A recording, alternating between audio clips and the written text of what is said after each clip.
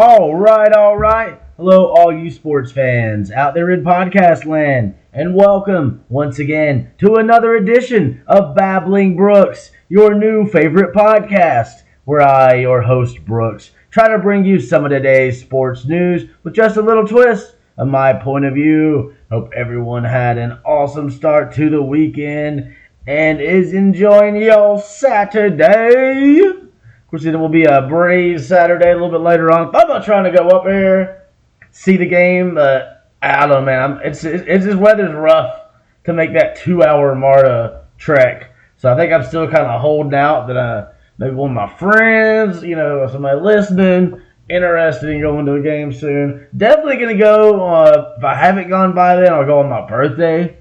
That's like a month and 8 days away, so I don't know if I want to wait that long, but the Mets are in town for that, so that'd be fun. We should. I like the way we've been playing against basically the entire National League. National League East. Sorry, threw it all together too quick. But either way, really against everybody, though. This Braves team just finds a way to win.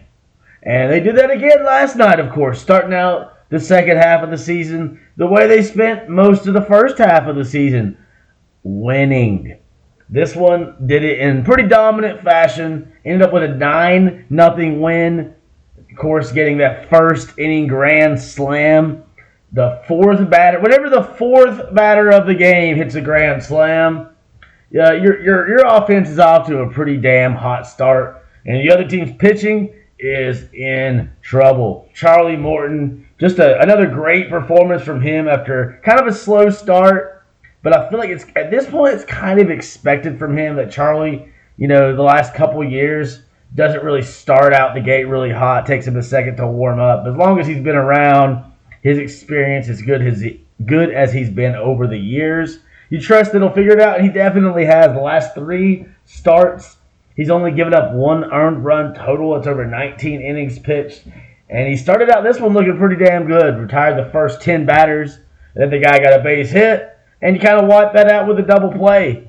And I like his humbleness of it. He's like, ball's just getting hit to the right place. Right place, right time. And that's really what baseball, a lot of it is. Sometimes there's always going to be that degree of luck. But when you got some highly skilled dudes, it makes the luck come a little bit easier sometimes. Charlie Morton went 7 innings pitched in this one. Only gave up 3 hits. 1 walk. That's 4 base runners this whole game. All 7 innings of that for Charlie.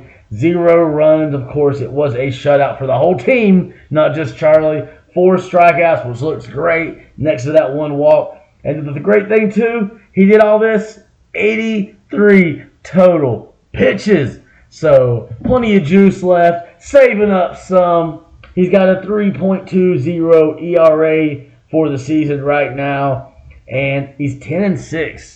So another Braves starter to double-digit wins, especially considering the fact have been missing for the majority of the season. They only started 10 games between them. Our top 2 starters, Max Fried, Kyle Wright. Update the Max Fried stuff going on. He will be pitching today or tonight while the Braves will be hosting the White Sox in Atlanta. Over on the Gwinnett side of things, Max Fried will be making his second rehab appearance. See how many innings they try to get him. I would assume, or not innings, it's all about pitch count. I think he did, 35 pitches last time. I would expect him to go for 50. Could be wrong, but that would be my wild guess. Not that wild, I think. Probably about 50 pitches, that seems about right. Maybe 60 at the most. Because they want to be careful, and that's the great thing about beyond solid, just incredibly awesome this team has been. It makes it a little bit easier to be like, let's stretch it out. You don't feel like you need to rush him back. And we'll talk here at the end, after I wrap up this game, talk more about some of the injury updates, because there's definitely some stuff to update for the Braves, some new news dropping today. But what was dropping last day, it was the Sox, man. It was a rough start. Talking about how good Charlie looked. Michael Kopech looked equally as bad. He was just coming back after shoulder injury. Kind of had some rough starts before they finally put him on the 15-day injured list recently. And he looked lost out there. just had no control. When he did throw a strike, Matt Olson put it in the seats. So he started out, puts Ronald Acuna on. You always love seeing Ronald Acuna walk to get on. Then he's still second on the second pitch. They're just like that. And then it felt like he was in his head, because from there on out, you start with a walk. And then when Ronald was kind of hopping around off second base, like, I don't think he was really planning to go for third. But it was like he was just kind of like just wanted to put it in the guy's head. And that's what's so important about Ronald Acuna and what he does for this team. Like, number one, there's just like pitchers don't know what to do with him sometimes. So you either can get like a home run or a good chance of a walk. And once he gets on base, like, he's in that pitcher's head immediately. This was his 42nd stolen base of the year already. Look out, Otis Nixon. I think Ronald Acuna could be coming for your team record. I think it was like 70-some. So it's in reach. And a lot of people thinking maybe the home run, the power goes up, the stolen bases slow down. But, I mean, he's already hit the 40 mark, so he's already got that part of the 40-40 equation. Just got to even up the home runs because he's, on pace for it. But, like, when he gets on base, like I said, because he's in their head from the start, because he can hit the ball out of the park just like that. Like, he's got the power, even when he don't have to always hit it all the way. Just the way that swing he got, and he can knock that shit out. And then once you get him on base, if you can't get him out, because he's going to get out sometimes, it's going to happen. But when he gets on base, which happens a lot, like, he's going to try to get to second. It's just a question of when. And so he gets to second, and then, like, it's a little bit harder to keep an eye. If you're a pitcher, so you got, like, you can just feel him moving around right behind you. You're like, I can't look, don't want to balk. Just all this stuff going in there. So then Ozzie always gets hit with a pitch. And I think Ronald has a lot to do with that, because he's in their head. Kopech's already struggling with control, obviously, walking Ronald Acuna. But it was like a full count when he walked. It wasn't like it was straight balls. But after that, you get Ozzie on base.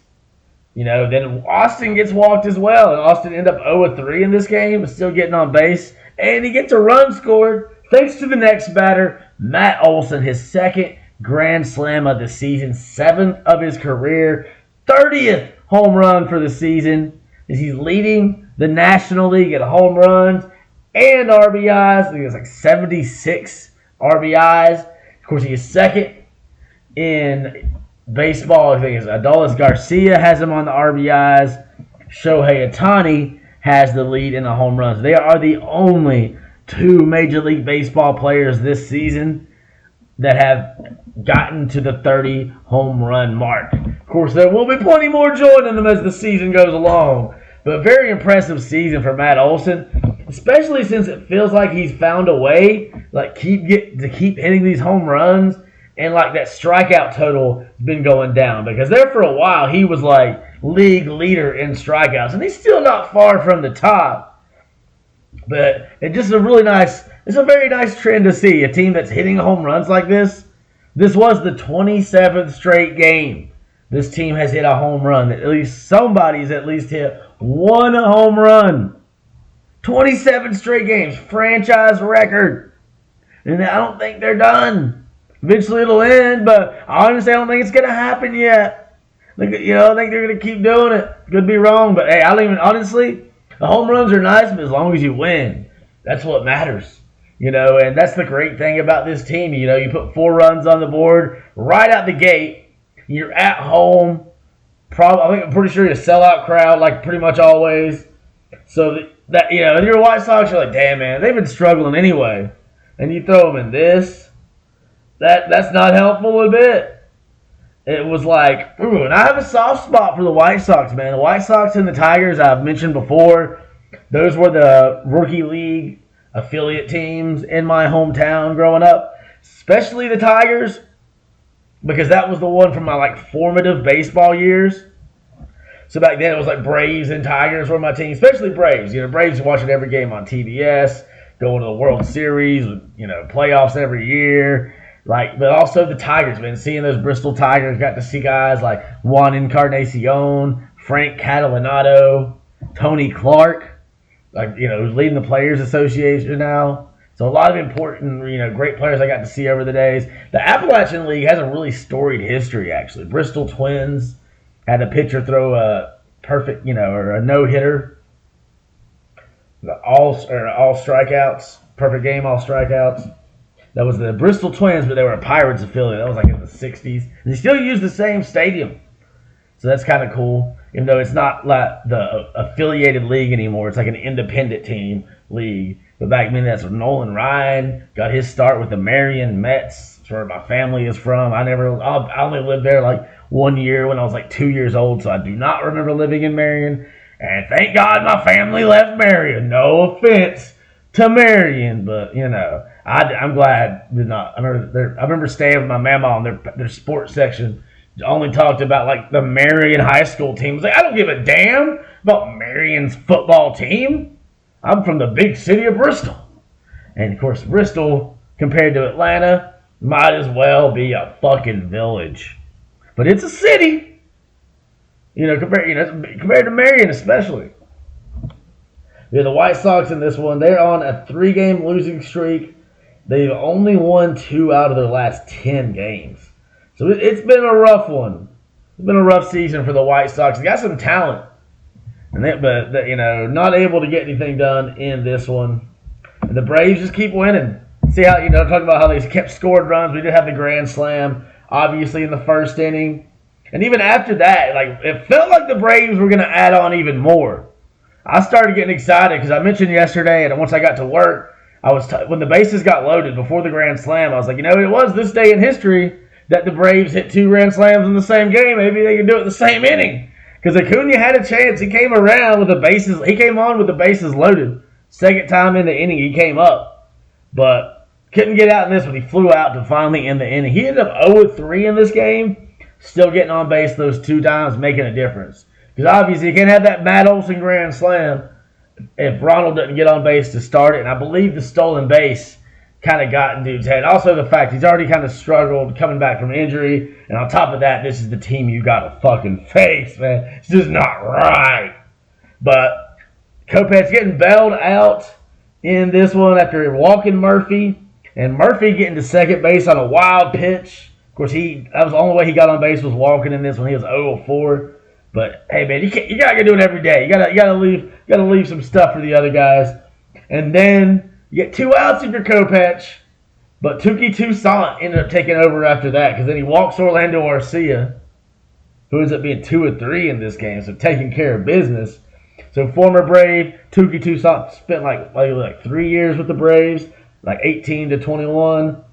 And he took over. He walked the bases loaded, but was able to get Ronald Acuna to fly out, like we mentioned. And I was like, man, that could have been nice. 4-0 first inning is cool, but man, if Ronald could have somehow done it, 2 grand slams the same inning, that would have been, in the words of Kevin Nash and Scott Hall, just too sweet. They probably wouldn't have done it so high pitched at the end, but it gets away from you sometimes. And I'll tell you, man, credit to Touki Toussaint, the former Brave, in this one, because he kept it from getting a lot worse for the White Sox. My first thought when they went to their bullpen that early, I was like, oh, man, that could fuck up the whole series for the Sox. Because a lot of times you go to the bullpen in the first inning, you could end up with one of those games where you end up with 4 or 5, 5, 6 pitchers coming through. Sometimes even more when you go that quick. But Touki, able to help him out. He goes 5 1/3 inning, makes it a little more bearable for the bullpen. So they only had to use 4 pitchers. And a lot of times you start out, your first pitcher only gets through 2 outs. Usually you got to use more than 4 pitchers. But great job for Touki, pitching like a starter. He had 4 strikeouts, but also 4 walks. Gave up 4 hits, but only gave up 1 run. So that was a lot better than the guy who gave up 4 runs on 2 outs. But hey, you're going to have starts like that, Kopech, especially against this damn Braves team, man. You can't help it. And then nothing really going on for a while. No more runs till the 6th inning. And then the Braves were like, 4 is nice. Let's get a little bit more. That's the thing about 4 runs. It's really nice to get a 4-run first inning, but it's a 9-inning game. 4 runs don't take that long to score in today's modern game. That's what's so impressive that the Braves were able to hold on to a shutout in this one. It's tough to shut out teams in baseball. It is, man. Like, these are the best players in the world, even the worst teams. And the White Sox are far from the worst team. You got some damn good players. Then we got Tim Anderson. The three guys that got hits in this one, actually. Tim Anderson, Andrew Vaughn, and Andrew Benintendi. And the surprise to me is that Luis Robert Jr. didn't get any hits. He is 0-3. But not surprising, Andrew Vaughn. He has played a lot of DH for them last year, and has been coming on the come up the last couple years. And when they let Jose Abreu, he left to go sign with the Astros, so that opened it up for Andrew Vaughn to get a chance. And those three, the only ones that get hits: Andrew 2-3, Tim Anderson 2-4, Benintendi 1 of 4. But the Braves, man, like I said, getting back on there in the sixth inning. Ozzie Albies, he was 2-3, 3 RBIs in this one. Gets an RBI sac fly driving in Orlando Arcia. Like I said, he was also 2 of 3 in this one. And then how about the seventh inning? There's one run there.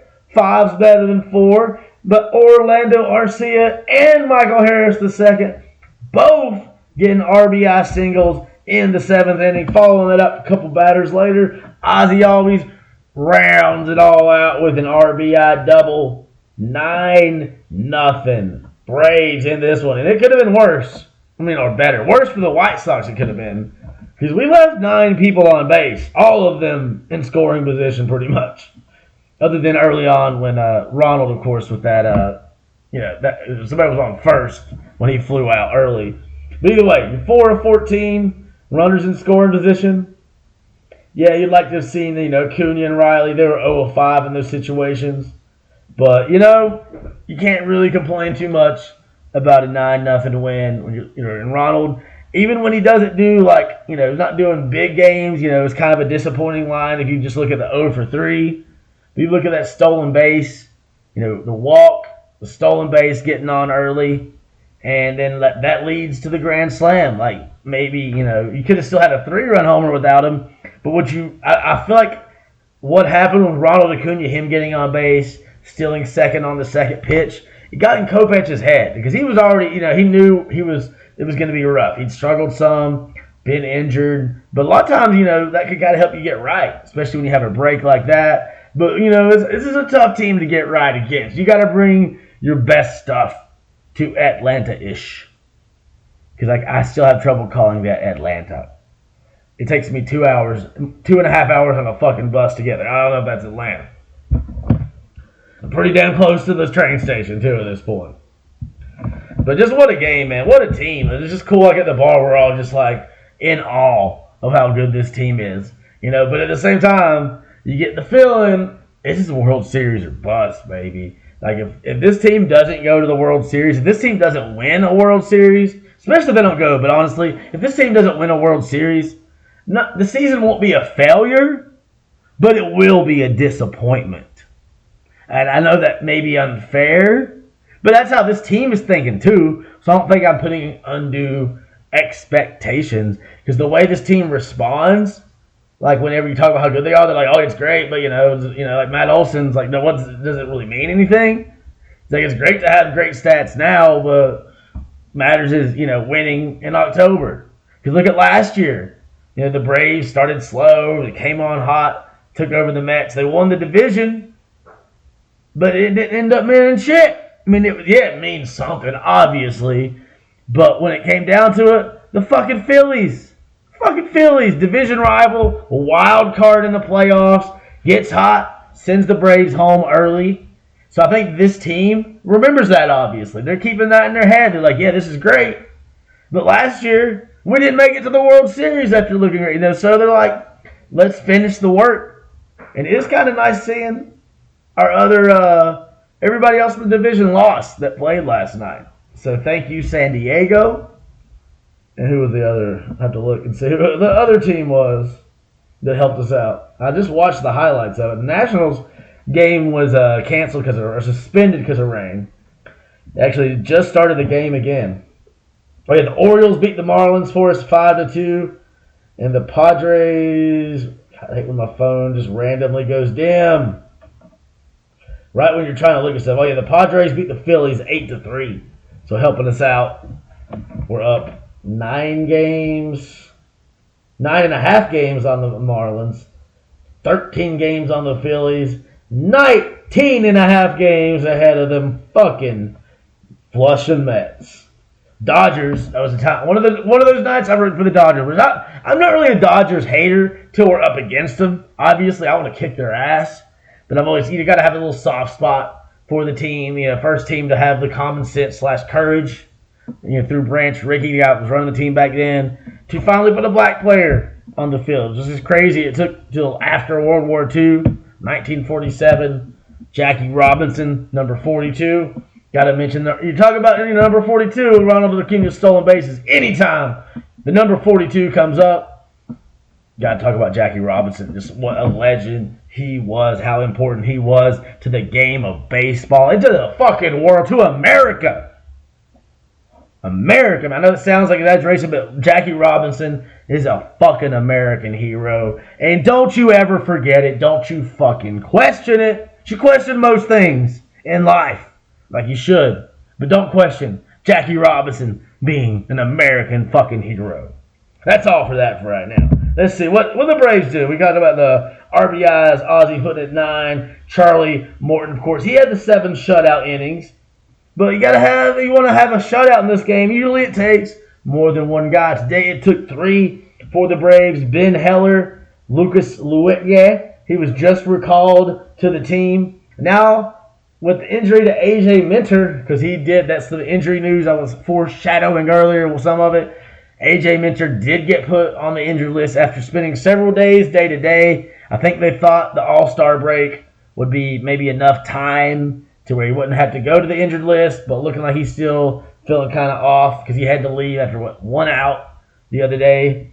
So it didn't look good, but looked like maybe not too bad. So hopefully this is just short term, but that does leave us kind of short-handed in the left-handed bullpen arms.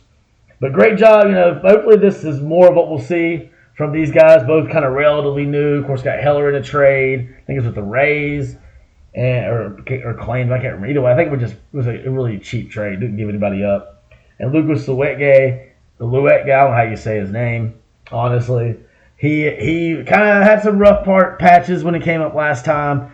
He got designated for assignment, ended up accepting it instead of moving on. And it seems like maybe the time in Gwinnett was good for him. Hopefully we'll see more of that from him because we're going to need it. Because right now he's the only left-handed arm we got.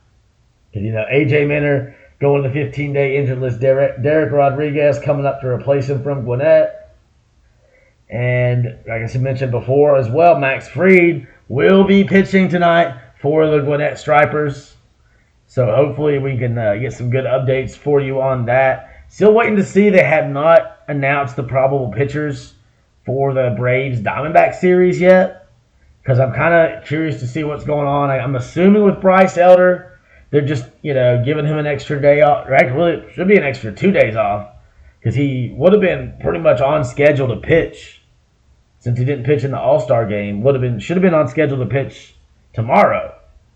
But instead, they got Colby Allard going out there. And the finale of this series will be a day game, of course. Since it's Sunday, it's obviously only the one-night game. And we ain't on ESPN tomorrow. We're on Fox today, which is cool. Means I can watch it on my damn TV. Instead of my little laptop here.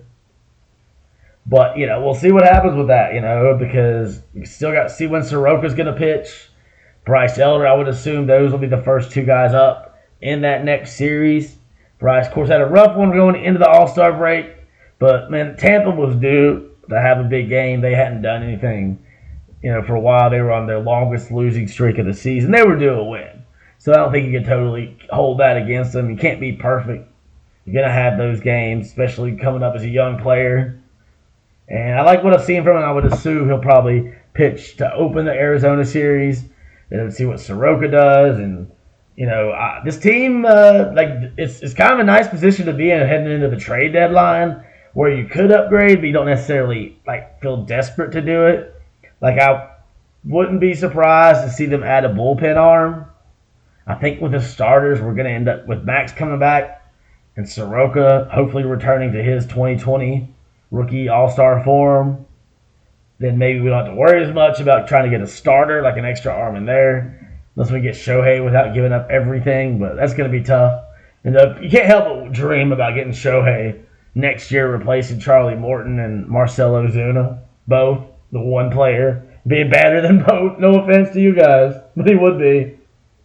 And I did see some update finally on Jesse Chavez. Apparently he has been throwing some long toss, so not on the mound yet. He's hoping to get on the mound next week, what I read somewhere. I think it was like Yahoo Fantasy. And he's still not putting weight all the way on his leg after getting hit with that line drive. So that's not a good sign, but it seems he's getting closer. I think I read one place it was like 85% weight he can put on it, which is a weird way. How do you figure out 85%? Just kind of guessing, I guess. But so he's putting most of his weight on it, but just not all of it. So if he can get to throwing bullpens next week, throwing off the mound on the side there, and then you could get him kind of fast track his return. It's going to be really nice to have him for this home stretch, man. Just his veteran leadership and just a solid arm you can rely on. Just what you need.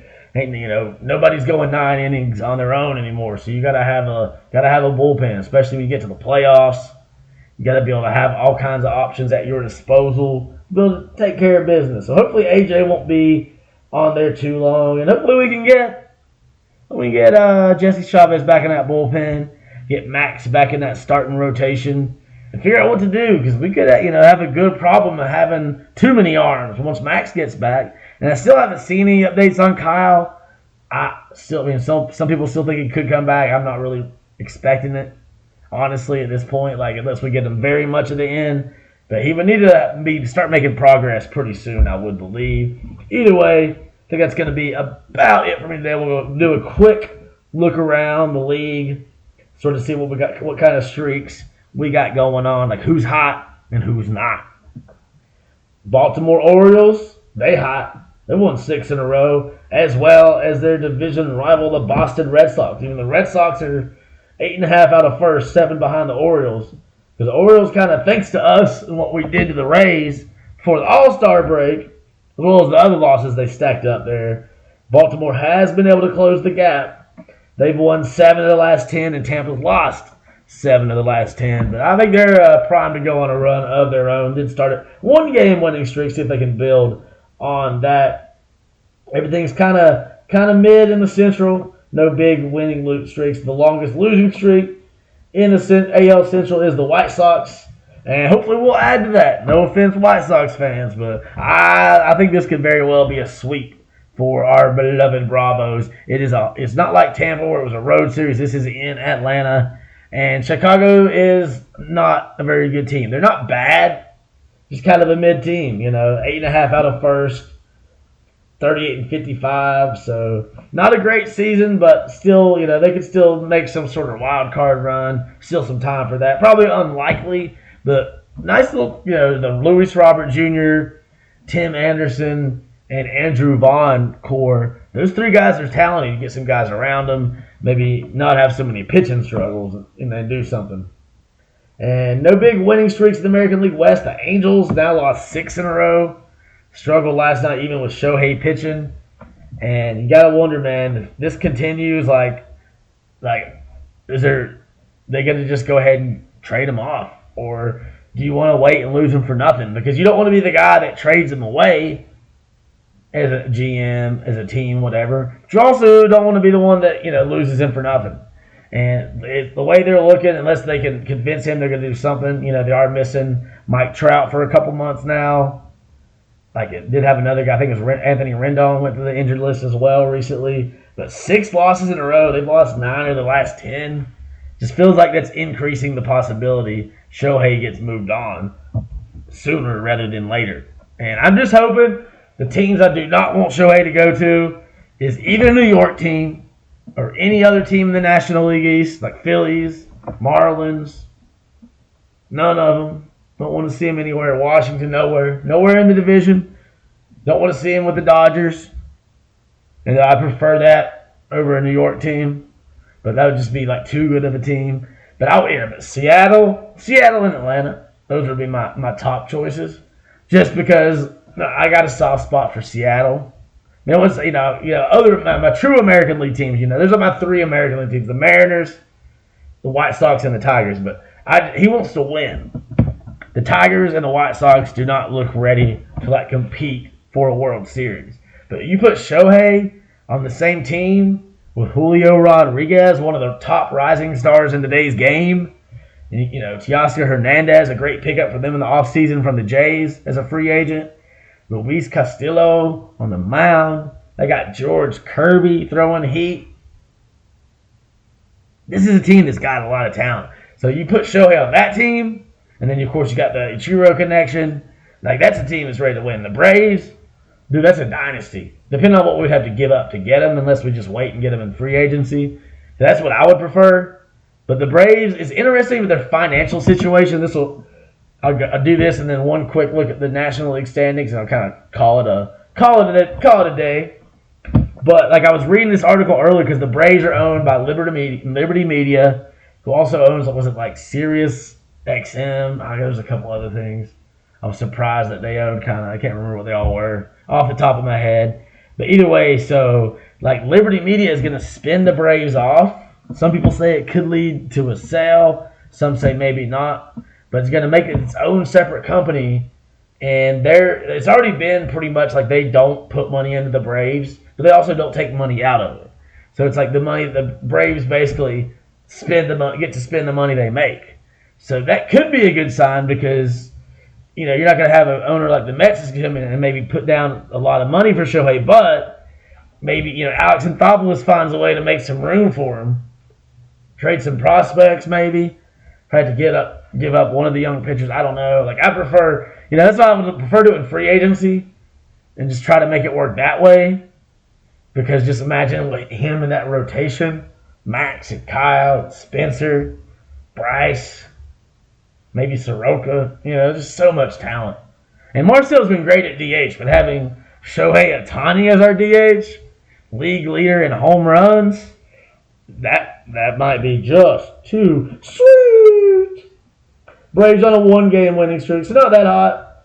But the only, Nationals are on a 2-game, but they didn't play yesterday. They're up against the Cardinals right now, and honestly, that's the one team I'm not even really thinking about right now in the National League East because they're 25 games out. They're not going to the playoffs because the Mets are still in a position where they could probably make a run at a wild card. I don't think they're going to catch us. They're 19 and a half out right now. They're not catching us. But they don't necessarily have to. They could get in the wild card and make some noise. It's a long season. And a lot of times it's about getting hot at the right time. That's what happened last year with the Phillies. They got hot at the right time, got that wild card, won the first series, and they took us down. So that's the great thing about, we're 60. I love having 61 wins right now, most in Major League Baseball. By 3 games. But we got it, right now is great, but October, that's even better. Even sweeter.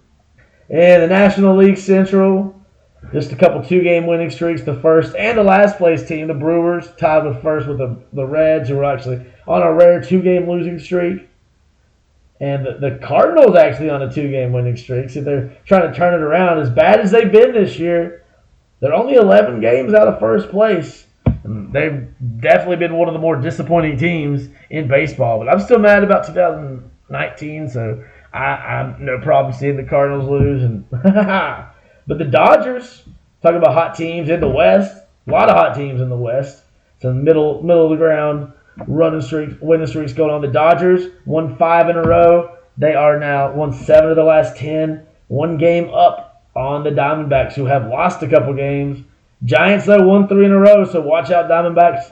They can take you to the Diamondbacks, man. They've got some hot rookies, but they've been a surprise team. That's the thing with baseball. It happens with all sports, but especially baseball with the length of the season, where you can have those surprise teams kind of start. This is when you find out if they're for real or if they're going to fizzle. Fizzle or for real. It's going to happen this time of year usually where you kind of see that. In teams like this, sometimes you see the surprise division leaders start to fall down a little bit. And also a team that has been underperforming this year, the San Diego Padres, 8.5 games behind the Dodgers. But they have matched them 7 of the last 10 on a 3-game winning streak. So they're trying to get some noise going there. What do the wild card standings look like, actually? Right now, the Marlins are the lead wild card team. But, them and the Diamondbacks would be the wild cards as of now. But then, you got the Giants right there. Milwaukee, Cincinnati right there. Just whoever doesn't win the division kind of thing. Philadelphia, only a game and a half behind San Francisco there for that last spot. And even the Padres, they're leading like the second part of the pack in that wild card. There's 6 games behind the Giants. But there's a lot of baseball left to play, man. We've only got close to 90 games at this point. Let's see. The Braves have played right at 90, exactly 90 games. How about that? 30-14 at home, 31 and 15 at home, 30 and 14 away. Very, very similar records. So they're good everywhere, like American Express. That's not an advertisement. See if the Braves, though, can keep history going. Every game extends the home run per game, home run game streak. Let me see actually what the record is. Game streak.